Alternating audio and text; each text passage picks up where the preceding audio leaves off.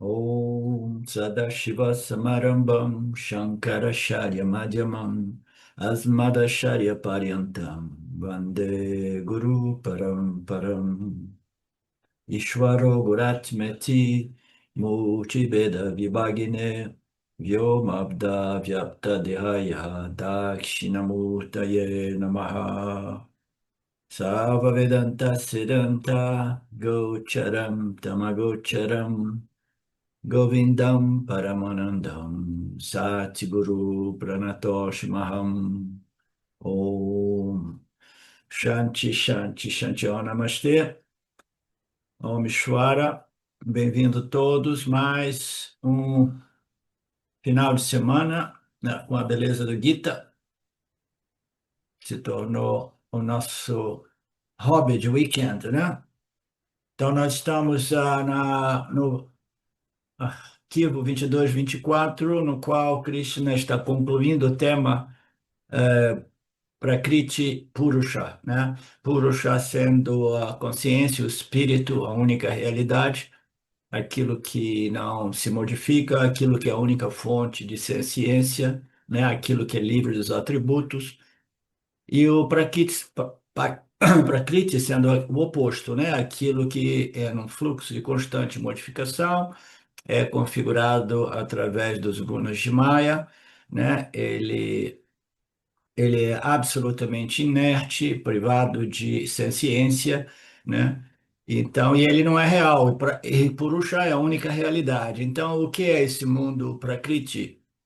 É simplesmente uma sobreposição aparente naquilo que é a realidade real, absoluta. Então, nós temos no Vedanta, nós dizemos que existem duas realidades, uma é real e uma é irreal, né? Para não chocar muito, né, a percepção intelectual das pessoas, a gente prefere dizer que uma é real e a outra é aparentemente real. Por quê? É sempre disponível a nível de experiência e até mesmo conhecimento, né, deste mundo aparente. Esse mundo aparente nos permite não somente a experiência desta projeção, tal qual a projeção na tela de um cinema, nos permite a experiência. E aqui, vivendo nesta projeção, como um dos atores, né, que também é uma projeção aparente, né, nós temos a possibilidade de experimentar e compreender essa ordem aparente, né? Então, não é real, é aparentemente real, mas o Jiva aparente tem a possibilidade de desenvolver determinadas compreensões e, através dessas, ele desenvolve uma capacidade intelectual capaz de extrair o conhecimento da realidade no âmbito da irrealidade, né? Como é que se extrai esta realidade no âmbito da irrealidade? Só um minutinho que apareceu uma coisa estranha aqui. Como é que aparece isso? Né? Como é que você extrai isso, né? Só existe um meio para nós obtermos esse conhecimento, porque a realidade não está disponível através dos canais de percepção e nem mesmo através das inferências intelectuais, porque a inferência, nós precisamos compreender claramente, elas são fundadas nas nossas conhecimentos de percepção sensoriais. Então, as nossas percepções sensoriais nos dão conhecimento perceptivo, e esses conhecimentos perceptivos nos permitem fazer inferências e desenvolver conhecimentos que dependem de inferências que, por sua vez, dependem de percepções sensoriais, tá? Então, o exemplo mais simples é um dia você vê o fogo, e você vê o fogo produzindo fumaça. Você é pequenininho, né? Você falou, olha só o fogo, olha que interessante, tem fumaça também. Né? Aí depois, passados 6 meses, aquela criancinha olha de longe e vê uma fumaça lá em cima, ó, fogo, fogo, fogo. Tem fogo lá atrás, papai, mamãe, né? Então, este é um conhecimento inferencial que depende da percepção direta, do conhecimento sensorial direto, né? Então, este Purusha não é disponível nem através da inferência, nem, naturalmente, através da percepção sensorial direta, né? Então, essas são algumas das distinções entre Purusha e Prakriti, mas eles possuem também alguns pontos comuns, né? Então, de comum, né? De características comuns, digamos, né? Quais são? Nós vimos isso, né? O Swami apresentou que a característica comum, na verdade, Krishna apresenta nos versos, é que simplesmente ambos são a causa do universo, tá? E ambos são sem início. Então, ambos existem fora do paradigma espaço-tempo, tá? Então, antes que Ishvara projete o elemento espaço, que é o primeiro, mais fundamental elemento criado, né, através dos gunas, antes do espaço aparecer, né, então o que que existia? Existia somente Ishvara fora do espaço, porque você precisa de um princípio fora do espaço para criar este princípio espaço. Você não pode estar dentro do espaço para criar espaço, porque se você estiver dentro do espaço, o espaço não precisa ser criado, porque já estava criado. Então, Ishvara, por definição absolutamente lógica, existe fora do espaço e, por sua vez, fora do tempo. O tempo aparece na medida que o espaço começa a acomodar diversos objetos, e entre esses objetos nós vamos desenvolvendo uma uma compreensão, né? Uma experiência intelectual, né? De tempo, né? Sem dizer que é embutido na criação que tudo aquilo que é construído começa a declinar e depois é desconstruído. Então, isso também nos dá uma sensação de temporalidade. Então a distância entre dois objetos acomodados no espaço, mais a temporalidade embutida em todas as configurações de Maheshwara, criam o tempo. Então, Ishvara é fora do espaço e, naturalmente, fora do tempo. Então, Ishvara é Anadi. Agora, por que que eles dizem que o Prakriti também é Anadi? Se Prakriti é matéria, né? É matéria física e matéria sutil, é inerte, né? É porque existe, né, eternamente, juntamente com o inteiro, né, Jagata e todos os jivas de todos os três reinos. Tudo isso existe fundamentalmente em condição potencial, latente, semente, como queiramos, e de vez em quando, quando, assim por dizer, Maia desperta daquela soneca dele, na parte da tarde, aí o que que ocorre? Então, Ishvara, Jiva e Jakata, eles se projetam mais uma vez da onde eles foram, né, recolhidos antes do Pralaya, tá?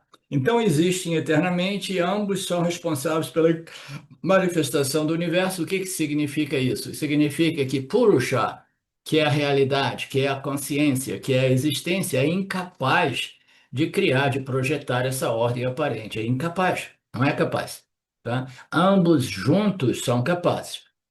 Então, Prakriti, Prakriti, que é simplesmente, né, Maya e tudo aquilo que se desenvolve a partir de Maya, né, inclusive Shwara, né? Então, esse Prakriti, ele é capaz de produzir este universo, essa ordem mítia aparente, mas sem Purusha é impossível. Purusha é aquilo que abençoa Prakriti. Prakriti aqui a gente tem que compreender como o quê? Maheshwara. Maheshwara já é parte integrante do Prakriti, são energias, tá? São energias. A mais importante, energia é aquilo que nós chamamos, dizemos ser a causa eficiente, a causa inteligente, que é Sattva Guna. Então, esta entidade Ishvara, ela é configurada, constituída por uma predominância quase que absoluta, assim por dizer, de Sattva Guna, né? Então, nós temos tudo que é Prakriti, está lá, mas se eles não tiverem suportado, né, apoiado, sustentados por Purusha, que é o espírito, né? Que neste sentido é o quê? O pano de fundo. O que que Prakriti, Maheshwara, né, e os gunas vão fazer? Eles vão configurar uma ordem aparente que requer um pano de fundo para que ela seja projetada, tá? Então, a analogia em termos didáticos da manifestação do universo como uma projeção na consciência, que fundamentalmente é só a consciência, do mesmo modo que a projeção de ornamentos de ouros, fundamentalmente só é o ouro, tá? Só é o ouro. Se você tira o ouro, os ornamentos desaparecem, né? Então, do mesmo modo, essa projeção dos gunas de Maya através do poder de Ishvara em associação com o Maya, né? Ela produz esta ordem aparente. Então, tudo isso é parte do Prakriti, tá? Então, ela precisa desse pano de fundo, né? Ela precisa da consciência, que em termos didáticos é mais fácil a gente compreender, como o pano de fundo, tá? Agora, tem uma outra analogia que explica também, de modo didático, né? Tudo isso, no final das contas, servem para que a gente possa compreender que esse inteiro mundo está ocorrendo dentro de nós como consciência, tá? É simplesmente uma apreensão, digamos assim, que ocorre dentro do âmbito da mente do Jiva, que fundamentalmente é de natureza consciência, tá? Precisa saber disso, mas ocorre dentro da consciência, tá?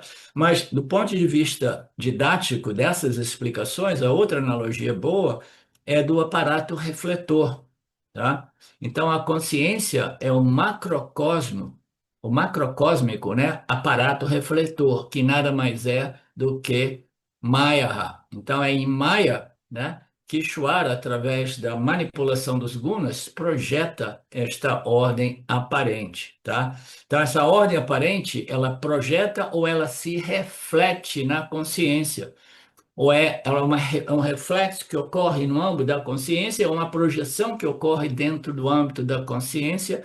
Nós temos essas duas analogias, uma é de um aparato refletor e a outra é de um pano de fundo, no qual o universo é projetado exatamente como a projeção na tela de um cinema.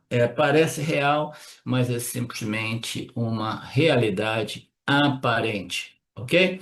Então, essa é a introdução para a gente criar um gancho aqui, né, entre a nossa última aula e essa última aula.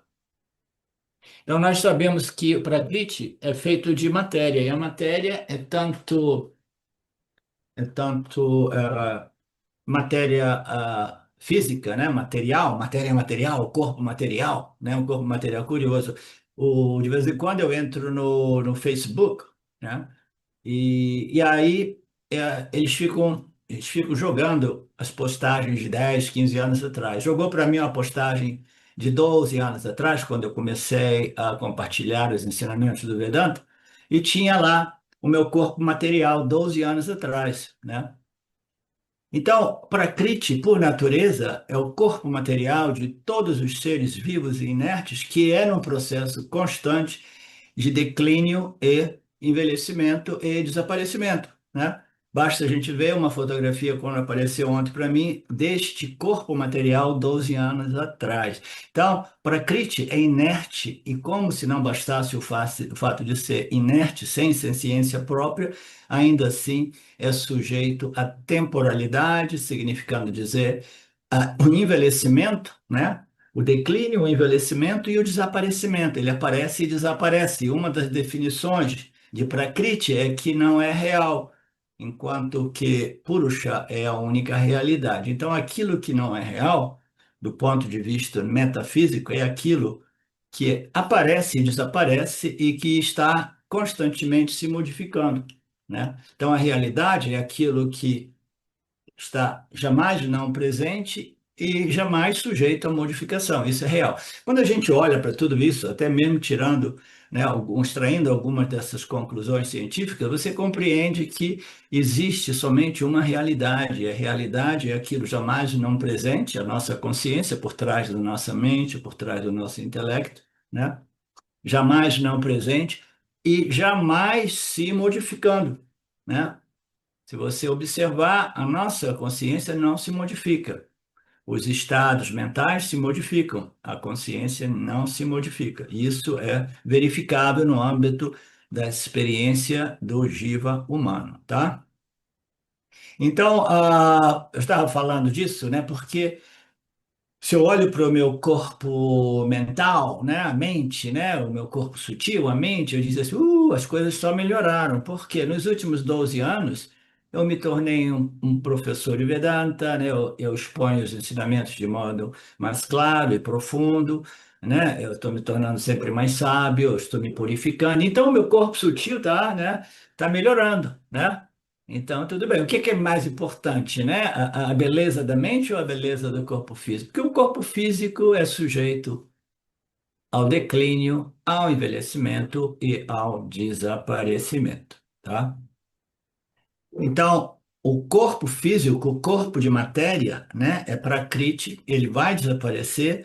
A mente também é prakriti, também é matéria, mas a vantagem da mente é que ela não desaparece, né? Ela se desassocia do corpo físico, aí o corpo físico entra em decomposição, né? E a mente permanece intacta, Mari, intacta, entendeu? Ela não sofre com a desconstrução do corpo material, né? Daí, isso, somente este ensinamento, que é parte do hinduísmo, né, da cultura védica, já é suficiente para fazer as pessoas relaxarem, né? Saber que a minha alma individual, que é um outro nome dado para a mente, ela não desaparece quando o corpo material desaparece, né? Não desaparece. Então, o Jiva, quando o corpo sutil, a mente, se associa a um corpo material, a gente chama de quê?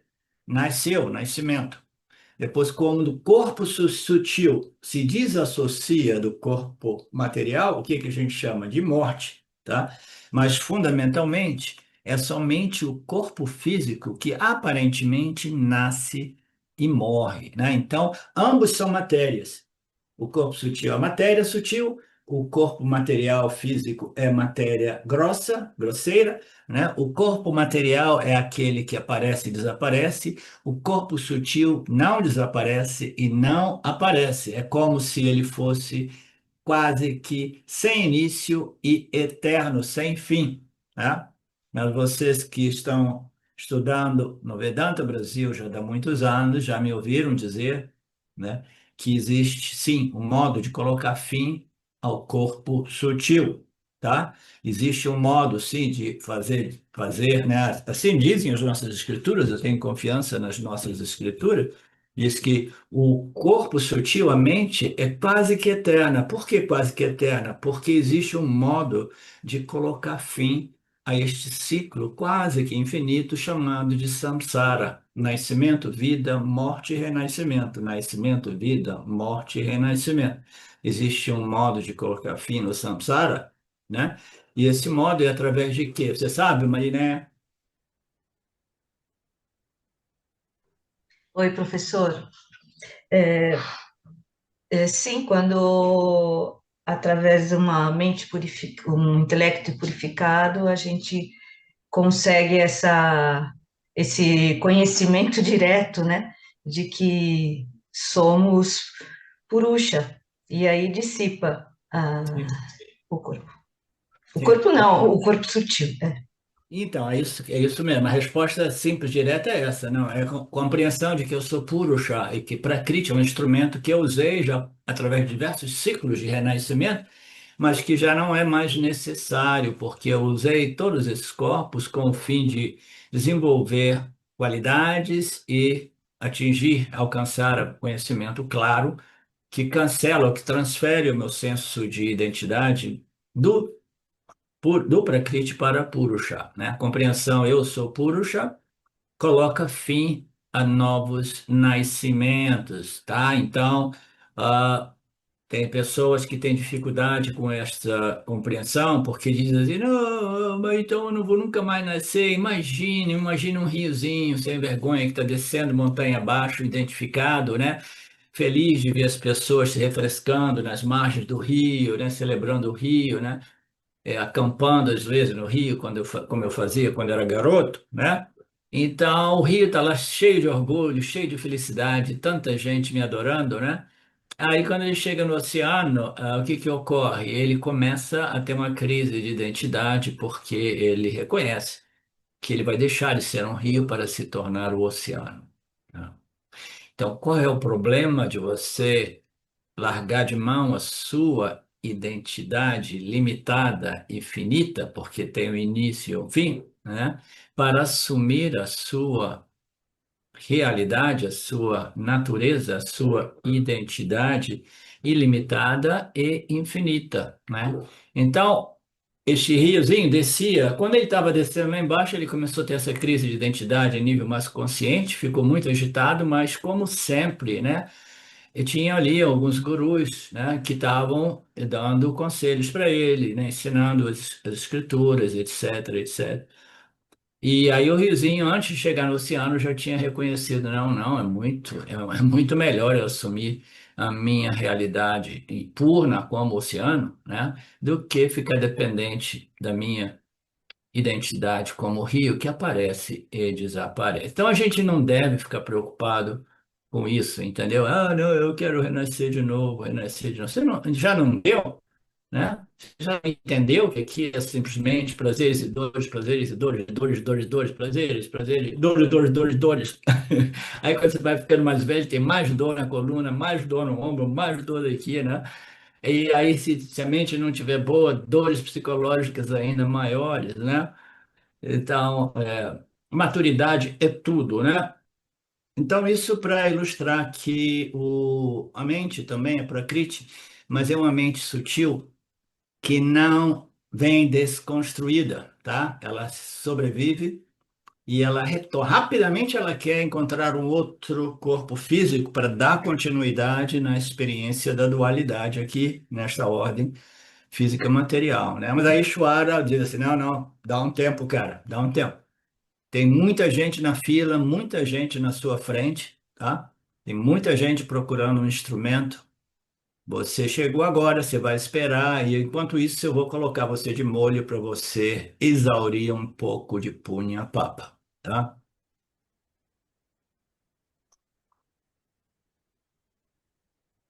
E Krishna diz Purusha, residindo em Prakriti, Purusha experiencia os gunas nascidos do Prakriti. Então, Purusha experiencia os gunas nascidos do Prakriti, nós precisamos de compreender isso entre aspas, né?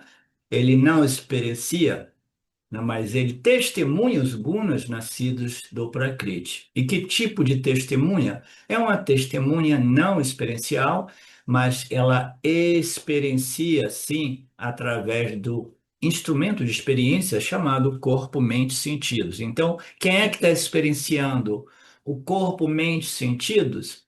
Essa é uma discussão filosófica, né? Do ponto de vista pragmático, né, é o corpo, mente, sentidos que é a entidade experiencial, mas ele não experiencia sem Purusha, sem a consciência. A consciência não experiencia sem o corpo, mente, sentidos, tá? Então, a gente diz que ambos experienciam, mas Purusha experiencia como um princípio testemunha inabalável com aquilo que ocorre. E a mente não. A mente, se a situação não estiver em conformidade com os meus gostos, ela é abalada. Até mesmo quando a felicidade vem da conformidade ou dos punhas, né, circunstanciais, a mente também se exalta e às vezes derrapa nas curvas, né? Então, esse princípio consciência, Purusha, ela é presente também no âmbito da nossa experiência humana, como esse princípio testemunha que não se modifica. A mente se modifica, a mente é Prakriti, Purusha experiencia como um princípio testemunha, ok? A palavra o Swami diz, a palavra experiência deve ser entendida como a testemunha, a consciência, aquilo que ilumina, revela, testemunha através da mente, através do corpo-mente, a dualidade na qual vivemos, né? Testemunha o que acontece no corpo e no mundo obtido através do corpo, né? Então, Purusha revela, ilumina, revela e testemunha tudo que ocorre, né? É, o complexo corpo é uma atividade Purusha, digamos assim, não é uma atividade, mas é a natureza de Purusha. Na presença de Purusha, né, o corpo e a mente são iluminados e, por sua vez, o mundo obtido através da corpo e mente também são iluminados, tá?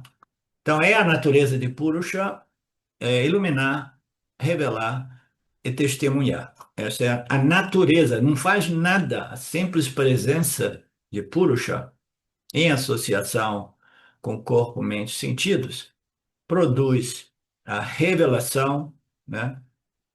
E a iluminação e a testemunha do que ocorre no corpo, mente, sentidos e no mundo. Então, o Swami apresenta aqui a analogia do fogo. O fogo queima, né? Ele vai acabando com tudo aquilo que é combustível, né? Tudo aquilo, madeira, cortina, né? Nos Estados Unidos, as casas são feitas com muito material plástico, elas pegam fogo rapidinho, né? Então, tudo que é combustível, né? O fogo vai queimando, ele vai se alimentando de tudo que é combustível, tá? E Shankaracharya, o nosso grande ídolo, né, analisa que o fogo, na verdade, ele não é um princípio à carta. Ele não faz nada para queimar nada, tá? É a natureza do fogo queimar, né? A gente entra em contato com fogo quando a gente é pequenininho, bota o dedo, o fogo queima, me queimou esse fogo. Não, né? Se os pais forem pais mais sábios, dirão assim, não, não é a natureza do fogo queimar. Agora que você sabe que a natureza do fogo é queimar, você não bota o dedinho ali, tá? Evite o fogo deste modo, né? Por outro lado, a criancinha que já era um gênio espiritual falou assim, tudo bem, então se a natureza do fogo é queimar, qual é a minha natureza? Né? Aí os pais que eram vedantinos, já avançados, falou assim, meu filho, você tem certeza que você vai querer, nesta idade, 2 anos, iniciar essa conversa com seu pai e sua mãe? Tá? Você não quer esperar um pouquinho? Não, não, eu sou um gênio espiritual. E eles começam a ensinar as escrituras à criancinha, né? Então dá para ver que tipo de criancinha é essa que queria saber qual é a minha natureza, já que você está me ensinando que tudo neste em Prakriti tem a sua própria natureza, natureza aparente, mas é a natureza aparente.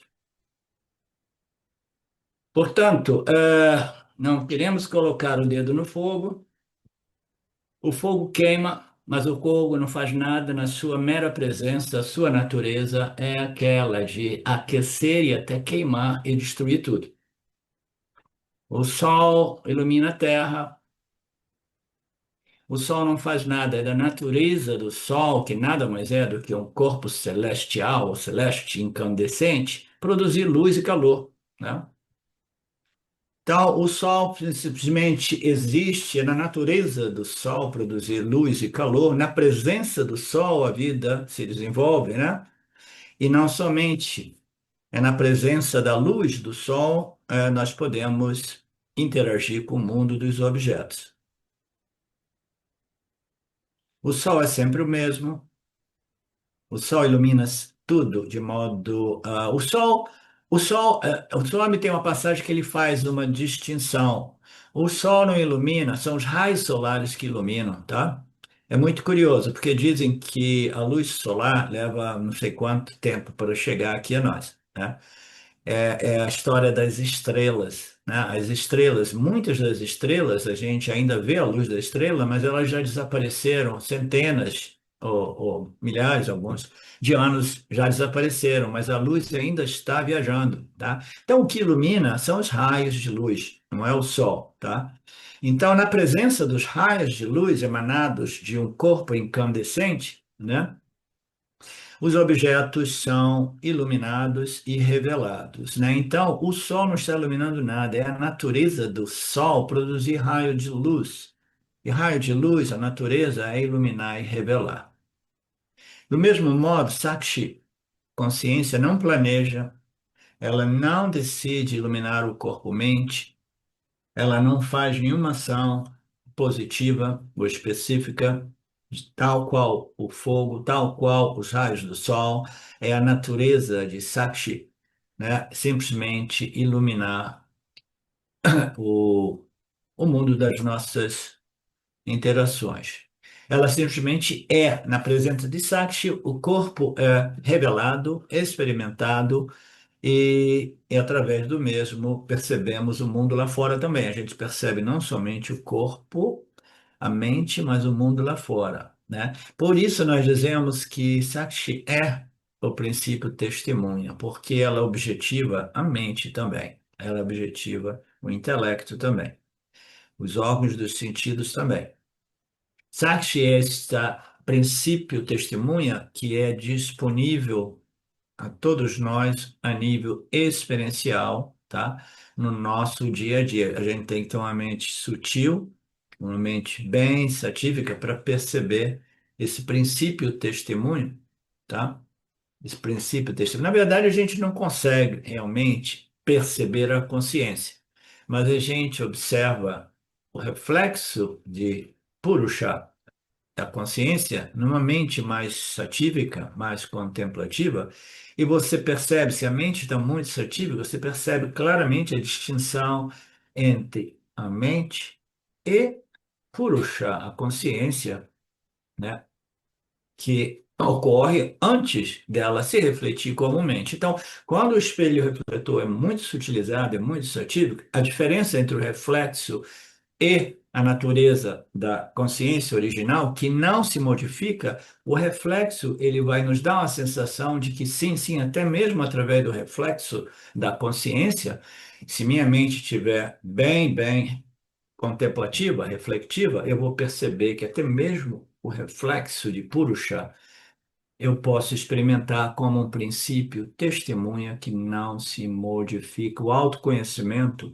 nada mais é do que o estabelecimento do intelecto humano em Purusha, como Purusha, de tal modo que o mesmo intelecto, o mesmo corpo, mente, sentidos, vai experimentar a vida dentro do possível, mais e mais com equanimidade. O que é equanimidade? É perceber as coisas como um princípio testemunha sem com o mínimo possível de envolvimento emocional, tá? 100% é impossível, porque somos todos humanos, mas os frutos do autoconhecimento, entre outros, é a equanimidade. Só podemos ser equânimes se nós testemunhamos a vida sem nos envolvermos muito com a vida. É como a gente assistir um filme na tela do cinema e a gente vai desenvolvendo simpatia com alguns personagens, aí aquele personagem é assassinado, mata o cara. Aí eu começo a sofrer, né? Começo a sofrer também, porque eu me envolvi do mesmo modo que Arjuna estava envolvido com os parentes seus do outro lado do campo da batalha, de batalha, né? E aí a mente dele ficou perturbada, né? Então, se a gente assiste um filme da vida, né? Permanecendo como esta consciência refletida numa condição mais satívica que nos permite observar e lembrar que eu sou a consciência que testemunha isso e eu não preciso me envolver emocionalmente, né? Aí a mente vai começando a obedecer as suas sinalizações, entendeu? Você vai dizer assim, não, mente, você não se modifica, não, porque você já deve ter compreendido que a sua real natureza é Purusha, e Purusha não se modifica, tá? Então você fica tranquilo, porque você, em sua real natureza, não se modifica e nada vai te abalar, né? Aí a mente começa a viver em harmonia com aquela compreensão, tá? A mente, ela vai obedecer, né? Eu esqueci a palavra que eu estou querendo dizer, essas, esses comandos, digamos assim, tá? Do intelecto.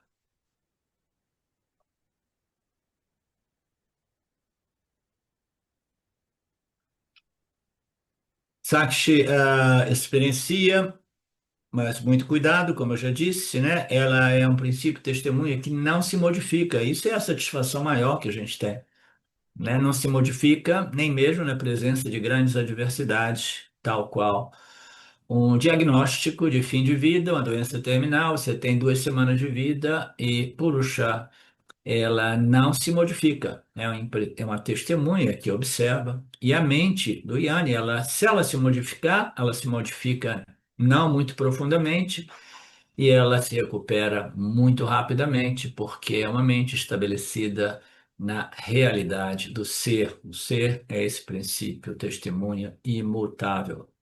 É uma testemunha sem ação, sem desejo, sem medo, sem envolvimento emocional, sem ter nenhuma vontade disso ou daquilo. Ela testemunha tudo que ocorre no corpo-mente e no mundo, né, através do corpo-mente. Quando nada acontece no complexo corpo-mente, quando a mente está em branco, Isso também é uma experiência obtida em Purusha, no princípio testemunha. Existem passagens de alguns textos que abordam esse tema, que é um tema maravilhoso, mas é muito profundo, muito sutil, né? Do que é o Nirvikalpa Samadhi, né? Nirvikalpa Samadhi é uma experiência de Samadhi na qual o nada, o nulo, o branco, né, a vacuidade, né, é experimentada, tá? Então, quando não existe nada, nem mesmo um pensamento, um sentimento, né, não existe nada, nada, nada lá, o que que ocorre? A mente entrou num estado tão profundamente satírico que ela se torna, com assim por dizer, uma com este princípio testemunha que testemunha o que neste caso? Nenhum pensamento, nenhuma emoção, nenhum envolvimento, testemunha nada. Aí o Vedanta diz: essa experiência de testemunhar o vazio, nada, não é uma realidade, porque a experiência sempre é temporal, ela se modifica, tá? Mas essa experiência também é uma experiência de Prakriti, tá? Então, você está experimentando, testemunhando o que? A ausência de objetos mais tangíveis, tá? Mas ainda assim, a ausência de objetos ainda é uma experiência, tá? E é testemunhado, né? Neste caso, é mais uma testemunha. Testemunha o quê?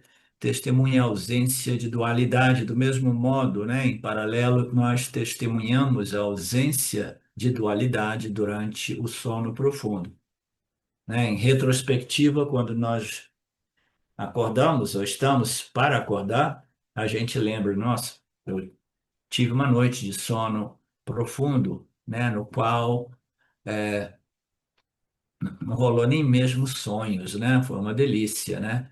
Então a gente não consegue apreciar e gostar tanto de uma coisa a menos que a gente tenha testemunhado, e a fragrância daquele objeto testemunhado permanece como uma sensação de bem-aventurança e ilimitação, tá?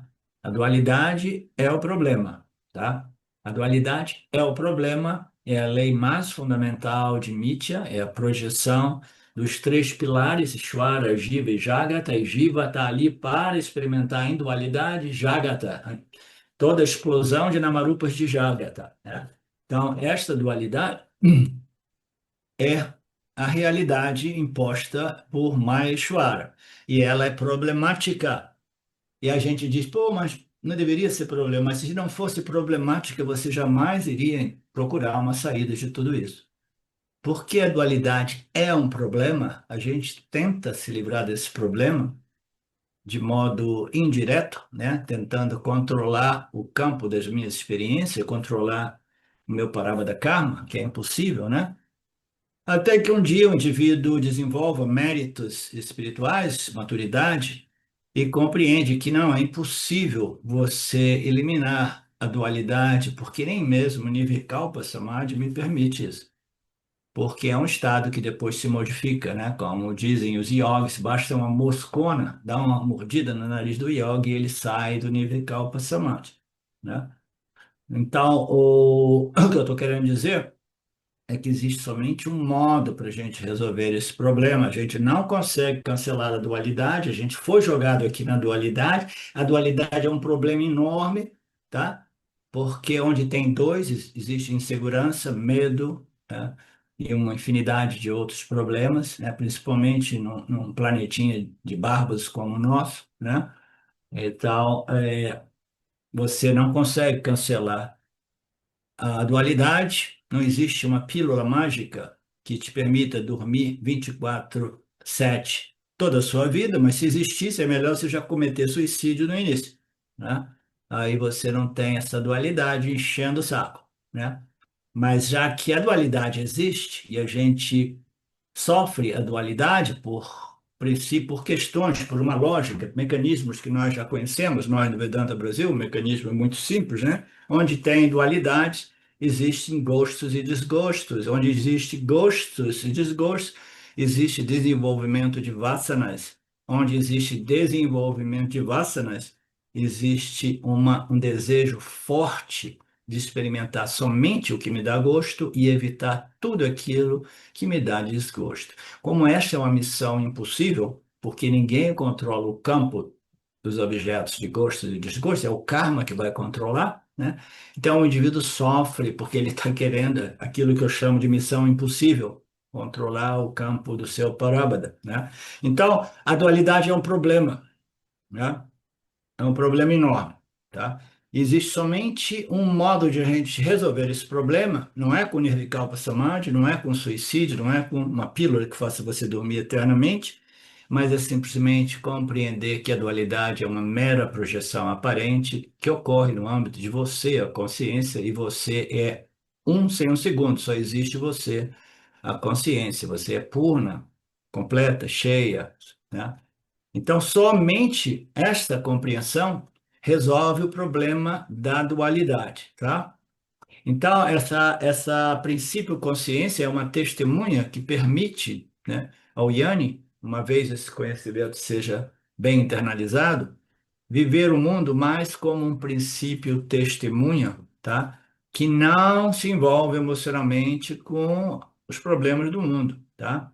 Dentro do possível, tá? Dentro do possível. A mente se modifica, mas a mente, ela vai lembrar, né? Não, eu já sei, está bem estabelecido, né?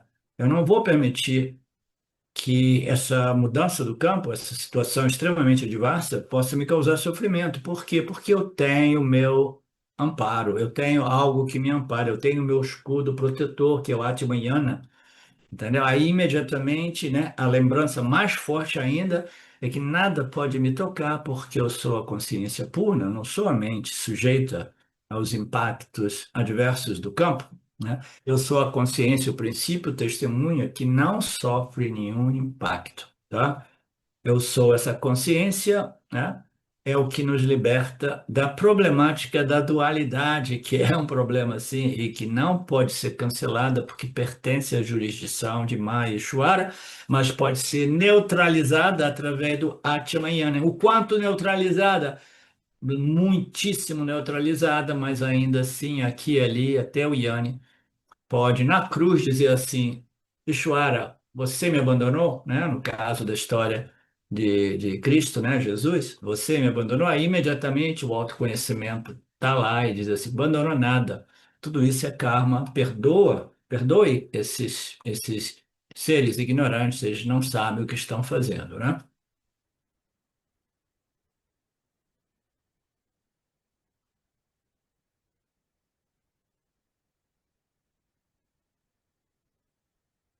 Prakriti, neste contexto aqui, desta passagem do texto, se refere ao Shahira, né? Ao corpo, né? Neste contexto, Prakriti significa, produtos de Prakriti significa efeito, então produtos de Prakriti serem mantidos em mente, o corpo, mente e sentidos. Recipiente é chamado Prakriti, significa encerrado dentro do corpo. Então, aqui ele está abordando, né, o conceito de que Purusha ele existe como que dentro do mundo físico material. E você já compreende que esta é uma construção didática inicial, né? Que o corpo físico material ele é permeado, né? E por Prakriti e por Purusha, pela consciência, e a consciência fica embutida, presa, né? Fica lá dentro, né? Dando vivificando, dando existência e dando existência consciente aos seres vivos, né? Então é como se a consciência estivesse embutida dentro, né, das composições do Prakriti de Maya, né? Então, de novo, o Swami nos apresenta a analogia do espaço fechado, é útil para viver, né? Mas aí você diz assim, então essa casa tem muito espaço, sim, tem muito espaço. Então, tem o espaço da sala, do quarto, da cozinha, da varanda, isso e aquilo. Então, são muitos espaços, né? Então, os espaços são contidos na casa. Então, os espaços são subprodutos de uma casa, com diversas paredes e tetos. Então, o espaço é como se fosse um efeito da casa, né? Aí, mais tarde, o Vedanta diz: agora que você compreendeu essa construção didática, você precisa corrigi-la, dizendo que a casa não produz o espaço, mas o espaço produz a casa. A casa é um efeito do espaço, tá? Porque o espaço é todo pervasivo. Ele pervade a sala, o quarto, a cozinha, o banheiro, etc. E não se limitando aos limites das paredes da casa, ele se expande infinitamente, porque o espaço é todo pervasivo dentro do âmbito de Mitya, de Maya, né? Então, esse espaço, na verdade, ele não é limitado pelo espaço aparente dentro dos potes de barro, ele atravessa as paredes do pote de barro, ele atravessa as paredes de uma casa, janelas, ele está permeando tudo, né? Então a gente precisa corrigir essa compreensão, né, através da clara visão de que tudo ocorre dentro do espaço. Então, a casa, o espaço não está dentro da casa, mas a casa está dentro do espaço. Esta é a compreensão para os vedantinos mais avançados. Então, a consciência, ela não está dentro do corpo, mente, sentidos. O corpo, mente, sentidos está dentro da consciência, a única realidade. Tá? Então, este é um material para Nididhyasana muito profundo. Porque no início o Vedantino pode dizer, mas está dentro de mim. Então a consciência ouve dizer que sou eu. Então, então esse mundo, né? Tudo isso aqui, né? Está dentro de mim. O que que é esse mim? O que que é esse eu? Então se está dentro de mim, está onde? Está na minha cabeça? Está no meu estômago? Está no meu joelho, né? Onde é que essa consciência está? Não, ela é toda pervasiva, né? E ela não está dentro de você, não. Você está dentro dela, tá? Você está dentro dela. Todos os produtos Prakriti, de forma milhares de variedades, pensamentos, né? Os Prakritis sutis, né? As modificações de humores, de emoções, de sentimentos, etc., né? Tudo isso é Prakriti, mais sutil, né? Até mesmo sensações de gosto e desgosto, né? Então, você gosta de uma coisa, você tem desgosto por outra coisa, né? Então, esses pensamentos, e aqui cabe lembrar uma coisa: cada pensamento, ele é intrinsecamente associado com uma sensação a respeito do pensamento. Se o pensamento for um pensamento a respeito de um objeto grosseiro, nós dizemos que o pensamento é 100% fiel ao objeto, tá? Mas ele não é absolutamente fiel a uma certa sensação que ocorre a respeito daquele pensamento barra objeto. No caso de pensamentos de gostos e desgostos, são pensamentos no âmbito do mundo sutil, tá? São energias sutis. Aquele pensamento ali, ele vai aparecer diferentemente para cada um de nós, tá? Então, quando nós temos um pensamento de gosto, né, para o Yanni pode ser assim, não, eu gosto, mas é para mim uma mera preferência, né?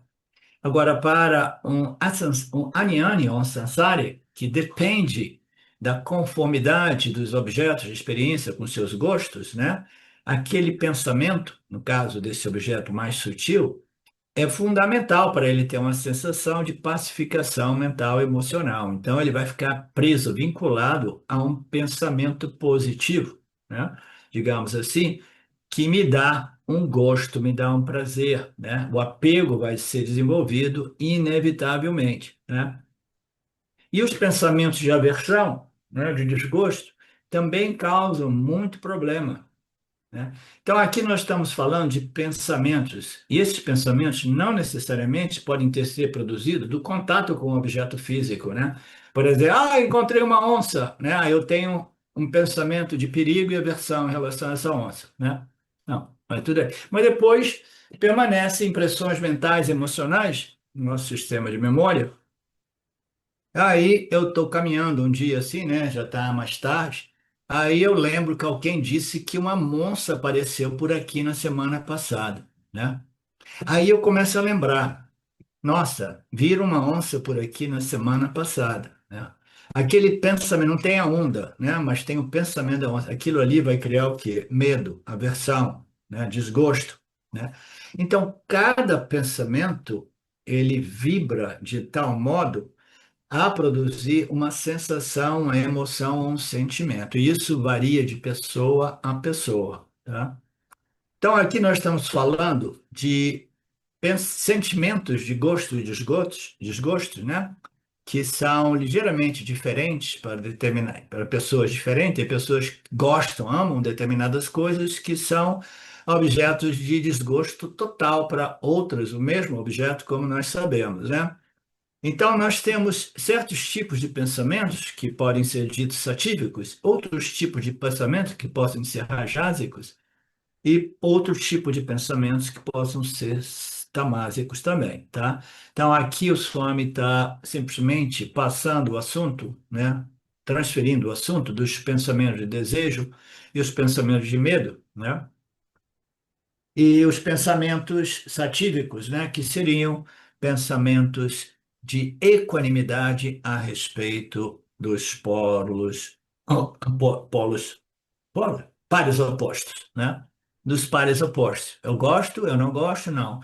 Eu sou equânime, eu aceito tudo, né? Com a compreensão de que tudo isso faz parte do karma, eu tenho a compreensão e a confiança em Saguna Ishvara, e agora eu obtive o conhecimento da natureza de Nirguna Brahma, eu assimilei a compreensão de que é idêntica à minha própria natureza, portanto, eu sou a única realidade, pode deixar a onça me comer, né? Então, em poucas palavras, uma mente satívica seria assim. Uma mente rajásica seria aquela que corre, corre, corre, porque a onça vai chegar, né? E uma mente tamásica é aquela que começa a chorar, chorar, chorar, dá espernear, dá chilique, né? E vai ser uma presa fácil para a onça, né? Então, no próximo capítulo, nós vemos Sukham, prazer, se refere a um pensamento mais satívico, um pensamento mais satívico. Dukhan, a dor, se refere a pensamentos, né, rajásicos, né? E os pensamentos tamásicos, eles produzem aquilo que nós dizemos depressão, morra e ilusão. Você perde o contato com a realidade e você não sabe mais discriminar as coisas, entendeu? Você não sabe discernir nem mais entre Dharma e Adharma, tá? Swami diz que a gente vai ver isso no próximo capítulo, ótimo. Essas condições mentais também são parte do Prakriti de Maya. Prakriti é matéria, matéria sutil, né? Energias, pensamentos, sensações, emoções, né? Todas essas condições, gunaha significa condições, né? Então, aqui, gunaha, só me diz que está sendo usado como condições. Naturalmente, os gunas irão condicionar a nossa experiência mental. Então, gunas faz sentido que aqui ele se refira, né, às condições da mente. As condições da mente são sempre determinadas pelas proporções dos três gunas, das três energias, tá? Enquanto que Sakshi, a testemunha, Purusha, simplesmente experiencia sem fazer nada, ilumina, revela e testemunha. E o Swami mais uma vez diz: atenção, experiencia significa testemunha. Purusha não é uma entidade que experiencia, tá? Ou se você quiser, experiencia sim, mas somente através dos seus instrumentos de experiência, os corpos, mentes, sentidos. Qual o atributo de Sakshi, né, de Purusha? O corpo tem uma infinidade de atributos, como nós sabemos, né? Atributos físicos, atributos mentais, atributos emocionais, atributos intelectuais, né? Atributos energéticos, né? O corpo tem uma infinidade de atributos ou características que são todas elas funções das proporções das três energias operando em todos os cinco koshas do complexo corpo, mente, sentidos, tá? Mas o que que ocorre com Purusha ou Sakshi? Eu ilumino tudo isso, o corpo, mente, sentidos e seus atributos, mas eu sou livre dos atributos porque eu sou Sakshi Chaitanya, o princípio testemunha, consciência. Mas o problema é qual? Quando eu ilumino o corpo-mente e o mundo através deste corpo-mente, esse instrumento, né, eu observo que o corpo-mente está experimentando as coisas do Prakriti físico-material, por exemplo, né, e ele está tendo uma reação em termos de gosto e desgosto, né? Quando eu ilumino este corpo, mente, sentidos, condicionado pelos gunas de Maya, experimentando o mundo físico material também configurado pelos gunas de Maya, né? Eu percebo que este corpo, mente, sentidos, ele se modifica no contato com esses objetos, né? E a modificação é inerente aos gostos e desgostos. Raga, Dvesha, né? Então, inconscientemente, o que que ocorre? Eu vejo esse instrumento que é tão íntimo a mim se modificando, e aí eu penso que eu estou me modificando, tá? Então, a minha real natureza, o princípio Sakshi Chaitanya, a consciência, né, testemunha. Eu ilumino o complexo corpo-mente ilumina o seu meio ambiente, contata o mundo e tem uma experiência e ele se modifica invariavelmente com toda e qualquer experiência. E aí, a nossa natureza, que é essa consciência testemunha, né? Nós criamos a ideia, a fantasia de que eu me modifiquei, né? Estava citando o fato dessa fotografia minha de 12 anos atrás, aí eu diria assim, olha como eu envelheci, né? Ainda bem quando eu olho, eu sei que é o corpo material, eu digo, olha o que que o tempo faz ao corpo material, né? Então, nós tomamos os atributos do corpo, mente, sentidos e transferimos para aquilo que é a nossa real natureza. Então, este é um tema que eu abordei muitas vezes nos últimos seminários, se chama de transferência, né? Transferência dos atributos derivados do Guna de Maya para a minha real natureza, uma vez que eu compreendi que não, a minha real natureza é consciência, existência, é Purusha, é simplesmente a consciência testemunha, não experiencial. Então, essa é a minha real natureza, é a única realidade, não se modifica, é sempre inteira e completa, porque só existe ela, né? Então, a mente que é configurada por atributos, eu recebo esses ensinamentos, aí eu tenho que reivindicar o Aham Brahmasmi. A coisa mais difícil é você fazer essa reivindicação sem transferir os atributos da mente, do corpo, mente, sentidos, fazendo essa reivindicação. Se você reivindicar sem transferir é a coisa mais difícil. A mente precisa estar muito purificada, muito sutilizada. O problema é chamado de transferência. Os atributos do corpo, mente, sentido são transferidos quando eu procuro reivindicar a minha real natureza.